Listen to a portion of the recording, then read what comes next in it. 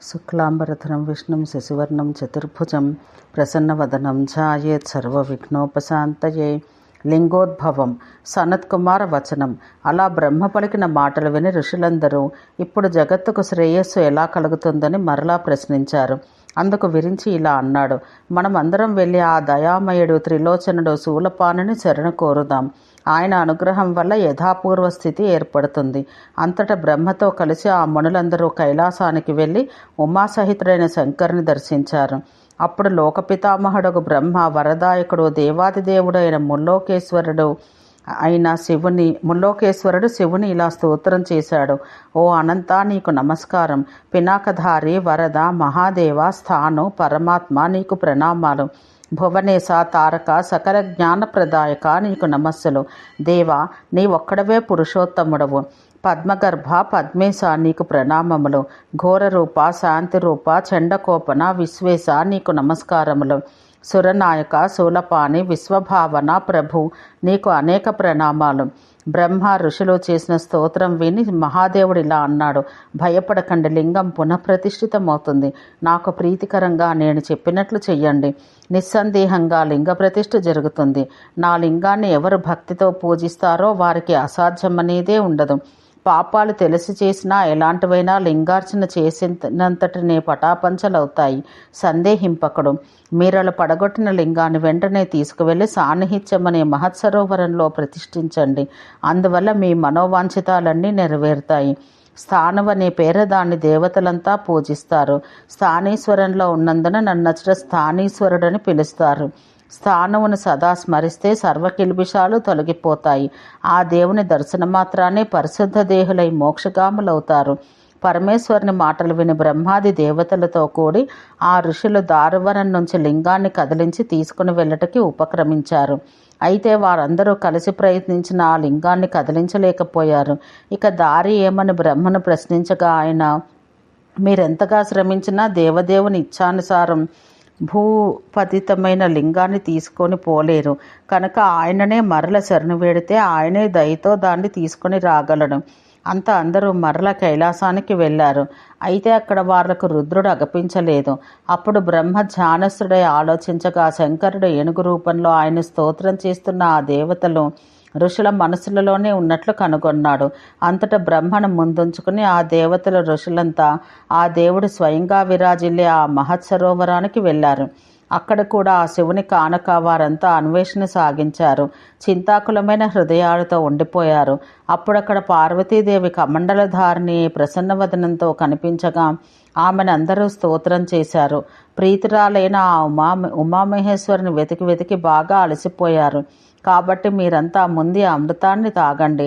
అనంతరం శంకరుని జాడ తెలుసుకోగలరు అన్నది.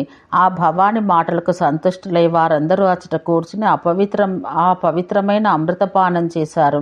అనంతరం సుఖాసీనులై వారు ఆమెను హస్తి రూపంలో అచ్చటికి వచ్చిన ఈశ్వరుడు ఎచ్చట ఉన్నాడని అడిగారు.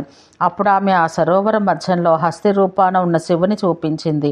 నీటిలో మునిగి ఉన్న ఆ మహాదేవుని చూసి బ్రహ్మను ముందుండమని ఆ దేవర్షులు: మహాదేవ, నీవు వదిలిన త్రిలోకవందనీయమైన లింగాన్ని ఇతరులెవ్వరూ కొని తెచ్చుటకు సమర్థులు కాకున్నారు అన్నారు.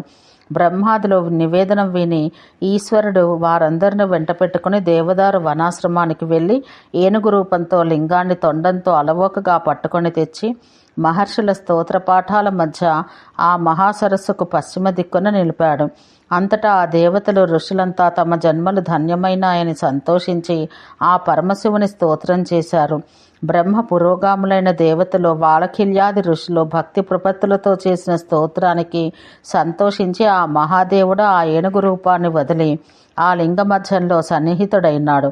మరికొన్ని తీర్థాల మహత్యాలు ఇంకా సనత్కుమారుడు ఇలా చెప్పడం ప్రారంభించాడు. అంతటి దేవాదిదేవుడైన శంకరుడు ఋషుల సమక్షంలో బ్రహ్మ పురోగాములైన దేవతలతో ఆ ఉత్తమ తీర్థ మహిమ వివరించాడు. ఈ సాన్నిహిత సరస్సు సకల తీర్థాలలో ఉత్తమమైనది. ఇది నాకు నివాసం కావడం వల్ల ముక్తిప్రదాయకమైనది. ఇక్కడి నా లింగ దర్శనం చేసినంత మాత్రాన్ని అందరికీ పరమపదం లభిస్తుంది. మధ్యాహ్న సమయాన ప్రతిరోజు సముద్ర నది సరోవరాల సమస్త తీర్థాలు ఇక్కడ ఈ స్థాన తీర్థంలో చేరి కలుస్తాయి. ఈ స్తోత్రం ఎవరు శ్రద్ధాభక్తులతో ఇక్కడ చదివి నన్ను ప్రసన్నని చేసుకుంటారో వారికి నేను ఎల్లప్పుడూ అందుబాటులో ఉంటాను. ఆ విధంగా సెలవిచ్చి భగవానుడగు రుద్రుడు అంతర్ధానం పొందాడు. దేవతలంతా తమ తమ నెలవులకు వెళ్లారు. ఆ స్థానులింగ మహిమ వల్ల ఆ లింగ దర్శనం చేసిన మానవులందరికీ స్వర్గప్రాప్తి కలిగి స్వర్గలోకం మనుషులతో నిండిపోయింది. దానితో భయమందిన దేవతల మానవుల ఉపద్రవాల నుంచి తమ రక్షించమని బ్రహ్మ కడకు పోయి మొరబెట్టుకున్నారు. ఆ త్రిదశాధిపతి అయిన బ్రహ్మ అలాగైతే ఆలస్యం చేయక వెంటనే సరోవరాన్ని మట్టితో పూడ్చి ఇంద్రునికి ఊరట కలిగించండి అని దేవతలతో చెప్పాడు. అంతటా ఇంద్రుడు వారం రోజుల పాటు ధూళి వర్షం కురిపించి ఆ సరస్సును పూడ్చినాడు. అది చూసి మహేశ్వరుడు ఆ లింగాన్ని వటవృక్షాన్ని చేతితో ఎత్తి పట్టుకున్నాడు. అందుచేత ఆద్యతీర్థంలోని నీరు పుణ్యతమమైనది. అచ్చట స్నానం చేస్తే సర్వతీర్థ స్నాన ఫలం లభిస్తుంది. ఆ వటలింగేశ్వర సమీపంలో శ్రాద్ధం చేసిన వాని పితరులు సంతోషించి దుర్లభమైన ఫలమిస్తారు. పూడిపోయిన సరోవరాన్ని చూసి ఋషులక్కడి ధూళిని శ్రద్ధాభక్తులతో తమ శరీరాలకు పూసుకునేవారు. అందువల్ల ఆ మునులు కూడా పాపముక్తులై దేవతలకు సైతం పూజ్యులై బ్రహ్మపదానికి వెళ్తారు. సిద్ధ మహాత్ములు ఎవరో ఆ లింగాన్ని ప్రతిష్ఠించి దాని మీద శివలింగాన్ని పెట్టారు. తర్వాత చాలా కాలానికి ఆద్యలింగ ప్రభావంతో స్పర్శతో శివలింగం కూడా తనను ముట్టుకున్న వాళ్లకు పరమపద ప్రాప్తి కలిగించింది. ఓ విప్రోత్తములారా, శైలలింగం యొక్క స్పర్శ మాత్రాన్నే మానవులు పరమపదం పొందడం చూసి దేవతలు బ్రహ్మతో ఆ విషయం చెప్పుకున్నారు. అది విని విరించి దేవతలకు మేలు చేయుటకై ఆ శిలాలింగం మీద ఒకదానిపై ఒకటిగా 7 లింగాలు స్థాపించాడు. అప్పటి నుంచి శమధమ పరాయణులైన ముముక్షువులు అక్కడి ధూళి సేవనం వల్లనే పరమపదాన్ని పొందుతున్నారు.